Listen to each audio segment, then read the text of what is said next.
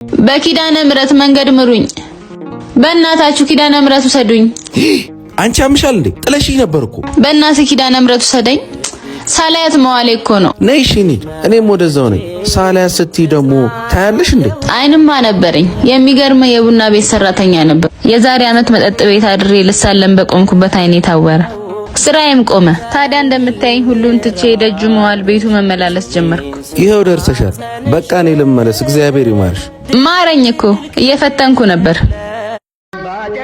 አይሁድ የቀበሩት መስቀሉ የተገኘው በተቃጠለው ደመራ ነው። አንተ ኃጢአትን አቃጥለ መስቀሉን የምታገኘው መቼ ነው? ኢየሱስን ተራራ ቆፍረ ክርስቶስን የምትሰብከው መቼ ነው?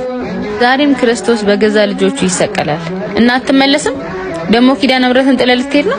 አመሰግናለሁ። ይኸው ሲጋራውን ጥዬ መስቀሉ ተሸክሜያለሁ። ከዚህ በኋላ ክርስቶስን ከሰቀሉት መስቀሉን ከቀበሩት አይሁድ ጋር ልተባበር። ጎበዝ። እኔ ከብዙ መከራ የተፈወስኩበት ሙታን ሳማር ቅዱስ ሚካኤል አንድነት ገዳም ብትሄድ ነው ጥሩ ነው። እዛ ብዙ የበረከት ስራ እየተሰራ ይገኛል። ገዳሙን ለማገዝ ለሚፈልጉ በሙሉ ይህንን አድራሻ አድርስልኝ።